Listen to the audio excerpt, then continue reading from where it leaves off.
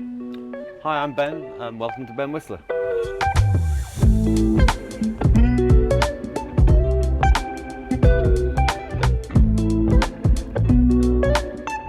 Hi again. Hi, Jessica. Nice to see you. You too? You too? And this time in Portugal. Absolutely, at our factory. We arrived yesterday and we had a little bit of a tour around to see all the production stages and how the company's all set up. Why don't we start off with how you started, where you started, when you started? First got into furniture when I left university, which was a while back. And then I got out of it. I did it for about 5 years and I got out of it. I went back into furniture when Sebastian, brother, persuaded me to, and we set up in '99. And was that in the Archers in Battersea? In the Archers in Battersea. Yeah. We had one arch. Yeah. We started off with 2 people. Yeah. We kept the name Ben Whistler, which was actually from the Thai company I've had. So Ben is obviously your name, and how did Whistler? Whistler is, well, my surname's De Groot, and Whistler is my grandmother's maiden name. Well, that's where it goes back to wanting to grow. We'd set up out here in Portugal 10 years ago. So in this area, there's a high concentration of skilled labour. There are 800 to 900 furniture manufacturers or manufacturers of furniture components. We had a couple of guys in London who were from Portugal, and then it came out there from what they call the capital of Maveish, which is the capital of furniture, which is this area. So we came out and had a look, and we set up here about a month later.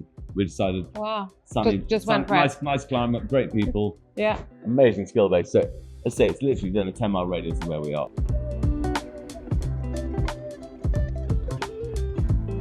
For anyone who doesn't know about Ben Whistler or who's watching this for the first time, who is Ben Whistler? Ben Whistler, we make bespoke furniture. We deal with interior designers, hotels, specifiers, procurement companies, and we make about 60% for commercial properties and about 40% for residential. One thing you do for clients when you've made the furniture is that they can come out to the workshop and they can come and see it and sign it all off. And we're actually sitting on some of the furniture that Ben has made for one of our projects. Do you know what I mean? People come out and they sit on it, and what do they say when they sit on it? They say, It's so comfortable. there you go, see.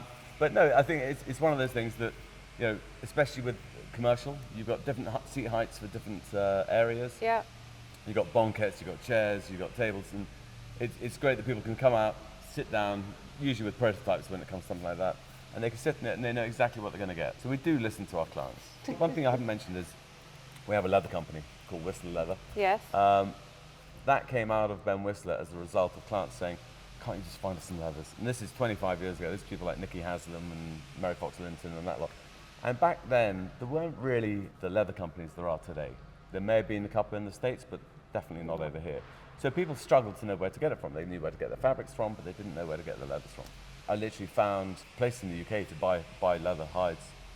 I chopped up 10 and put them into a swatch book and gave them out to clients. And they were black through to light tan. And gave them out and people started buying them. And then it started all being sourced out in Italy. So in Italy you have Arzignano, which is the leather town. It produces probably about 60% of Italy's leather. Okay. Everything there is a tannery. So we've now grown, it became its own company. We have a warehouse in Italy with a team of 5 out there, run by an Italian who's worked for us she walked into our factory in London, in Shepherd's Bush, and said, I'm from Arzignano, I know about leather. Have you got a job? And Amazing. also everyone in Leathertown knows Lisa because her family are in leather as well. So you love the challenge? Yeah, changing and being able to add new things, do new things. Favourite piece of furniture you've ever made? I've never thought of that. I have You no must have idea. a piece that you're particularly proud of. In terms of favourite piece, I just don't know. I mean, if it was a piece of upholstery, I have an armchair I love. There's 2. There's one that I found the original one in a skip outside my house in London, and I just really like the shape of it or whatever, and it's one of our Blue Label pieces. Very excitingly, you've just launched a new branch to the business, which is Blue Label. Well, everything we do is bespoke. One of the things that people always ask for is they want a shorter lead time. So what we've done is Blue Label is a collection of furniture that is based on what clients ask for, what we see going through. And it's the trends, it's the standard pieces, it's the new trends, it's all that, and it's basically So like a core collection of it's a core popular pieces. And pieces that we see coming through from the leading sort of big designers who actually design furniture. So at the moment the trend is, this is almost there, not quite. You see a lot of the scroll backs coming through on all sorts of pieces. So we've just got 16 pieces of that going through. So the idea behind Blue Label is that you can have it in 5 weeks for upholstery, and anything up to about 8, 9, 10 weeks. But you can use on your own cabinetry. fabric and you can choose your own finish. You just can't choose the design of it, so the Exactly. heights and the size. Exactly. Yeah. You can change the length of the sofa, Yeah. that kind of thing. But apart from that, it's customizable rather than bespoke. Is Okay. how I would describe it. Okay. This is very much led by what clients want. They tell us, as we discussed before, tell me what's missing, tell me what you want more of in the collection, and we'll add to it. Ben, you're sort of the VIP of the furniture making world. Did you like that? Yeah, yeah. Feels like I'm part of the establishment suddenly. It's like, oh my God.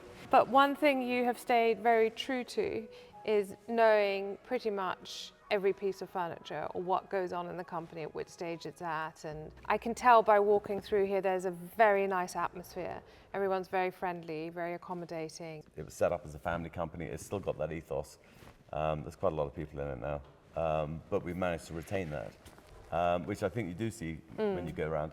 That's the ethos is Your DNA is yeah. as a family business. Exactly. Yeah. One of the things that I strongly believe in when we started this whole process or developing the idea of IDE is I wanted to approach companies that I work with and I have worked with over the last couple of decades, and I believe in the product and I know the people who run the company. The other reason why we're doing these films is because I feel a lot of people don't understand how much love and effort goes into every single product. And just speaking to your team about which zippers to use and the piping, and I don't think clients necessarily always understand. They see a finished, beautiful product, but they don't understand the sleepless nights that you have over these pieces of furniture. And that's something that your team is incredibly good at. Well, we try to reduce the sleepless nights that you have by having some ourselves as well. Excellent, thank you. Thank you. The future of Ben Whistler? Well, we keep on changing, seeing what clients are asking for. And I guess the commercial side is a sort of evolving door because, hotels and restaurants constently get refits and refurbishments. And the amount of new buildings in London at the moment, or in Europe, Italy is phenomenal as well. The amount, we're doing several major hotels over there. Gives, I think, in terms of the halo effect. So if we look at the places we've done, as I said, the Claridge's, the Connaught, the Berkeley, the Corinthians, the Rosewoods, all this lot. People know what to expect. And they're like, oh, you do that. It's like, yeah, we do that. But we also do the whole residential side. But the quality's up there because of that. So that gives us that sort of umbrella. Yeah. And they're beautiful projects.